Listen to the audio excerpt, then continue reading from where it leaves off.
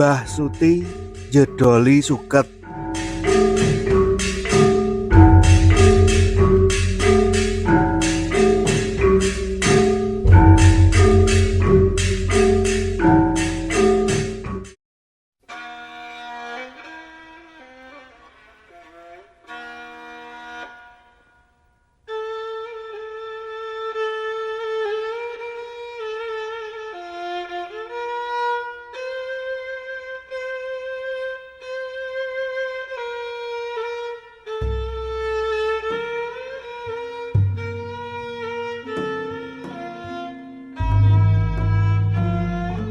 Najan wis duwe bojo bagus lan wis duwe anak siji, Mimin isih seneng lirak-lirik karo wong lanang liya. Jan-jane rupane Mimin ora nguciwani. Mung wae kelakuane sok jemberi. Wis bola-bali tangga-tanggane padha ngrasani dheweke. Awit saben-saben bojone nyambut gawe lan ora ana omah, mesti nampa tamu wong lanang. Ora awan ora bengi, Mimin tumindak sedeng karo bojone tangga-tanggane. Nganti sing padha duwe bojo mau nglabrak neng omahe Mimin. Jawar bojone supaya mulih lan nglereni tumindak nistane. Biyen wis tau si Mimin karo pasangan selingkuhe diarak menyang bali desa. Sak perlu diadili lan disumpah supaya ora mbaleni tumindak ala mau. Nanging jenenge penyakit aing. Wis bola-bali ditangkep warga, isih wani selingkuh karo bojone tanggane meneh. Mungguing Mimin sing penting entuk duit, diuja kekarepane lan sing mesti entuk kemarman. Simboke Mimin nganti isin menawa anake wedok padha dirasani. Piye meneh kabeh cara wis ditindakake amrih anak wedoke kapok.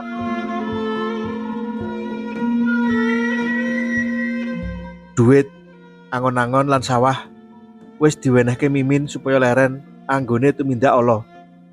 Nanging Mimin tetep karem selingkuh, nguja hawa nepsu lan golek duit kanthi adol awak. Sing jenenge kebutuhan lahir, gampang golekane lan bisa utang kono kene. Nanging kebutuhan batine Mimin, wong lanang perkoso sing bisa nyembadani.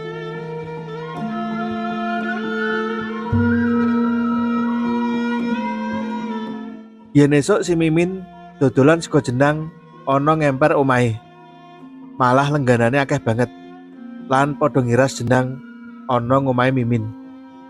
Mimin pancen pinter leladi lengganane. Yen ngedoli jenang karo mesam-mesem kemayu sajak gemeske. Yen wis ngono, salah siji mesti ana sing bayar jenang kanthi luwih. Ngiras jenang tumpang sepincuk wae, mulungi duit eketan ewon karo ngedepi dheweke. Bisa dipesthekake, bengine mesti sing jajan mau ngapeli lan ngajak kangsenan neng kamare. Mesti wae anggone ndodhok lawang omahe Mimin yen kira-kira mbokne lan anake wedok wis turu, utawa yen ngepasi bojone Mimin ora mulih. Gagas anak wedok Mbah Suti iya mbokne Mimin dadi lara laranen, ngenes lan tumekaning pati. Mbok menawa matine durung sempurna, yen bengi arwahe Mbak Suti isih klambrangan. Ora sithik sing padha diwedeni merga ganggu gawe anak wedok. Sing padha ngapeli Mimin nganti koden lan kapok merga saben mulih mesti diadang lan diweruhi arwahe Mbah Suti. Mimin dhewe kerep diweruhi arwahe mbokne sing sajak serem lan ora seneng karo dheweke.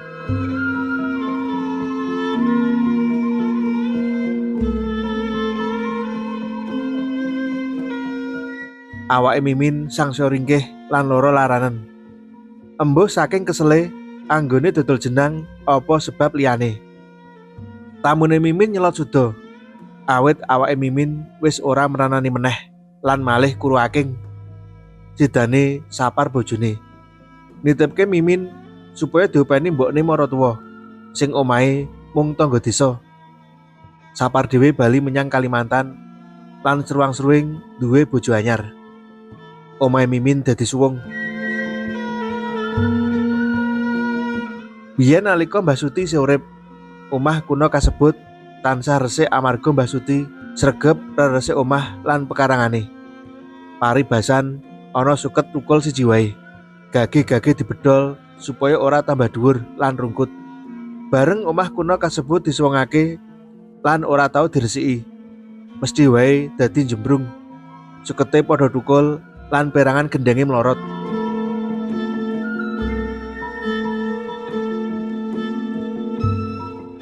Nalika awake Mimin rada waras larane, dheweke teka menyang omahe sak perlu reresik omah.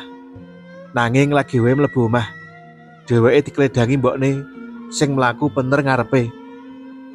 Arwahe mbokne mau ndhisiki lakune Mimin anggone mlebu kamare Mimin biyen. Najan lampune dirupake, nanging wewujudan persis mbokne mau ketok banget lan ngerti-ngerti ilang sak keplasan. Arwahe Mbah Suti wis manggon ana ngomahe dhewe lan ora gelem diganggu. Bola-bali Mimin teka sak perlu ngresiki, nanging lagi wae nyekel sulak apa sapu. Mesti wis koden bali mulih. Merga diweruhi mbokne Suwargi, iya Mbah Suti. Mula Mimin blas wis ora mulih menyang omahe suwung meneh. Apa-apa mung dijarke wae. Pawone rusak, gendenge pecah, melorot lan dienggo susah tikus mung dinengke wae saking wedine. Najan dheweke wis wara-wara, sapa gelem ngenggoni lan mondok nang omahe tanpa mbayar. Ora ana sing gelem mondok. Awit yen bengi, omah suwung duweke Mimin katon serem, peteng lan nganeh-nganehi. Wis tau ana wong liwat kira-kira jam 3 esuk mulih saka rondo. Dheweke diweruhi arwahe Mbah Suti lagi medholi suket ana ngarep omahe. Rambute Mbah Suti wis putih kabeh lan dawa klengsreh lemah, mekongkong medholi suket tanpa noleh. Ora mung kuwi, Pardi tanggane Mimin sing biyen seneng karo dheweke uga wis tau diweruhi arwahe Mbah Suti lagi nyapu latare ing wayah surup karo jengkang-jengking nyambi medholi suket sing pating blasah. Nanging bareng ditoleh meneh, ngerti-ngerti wis ora ana.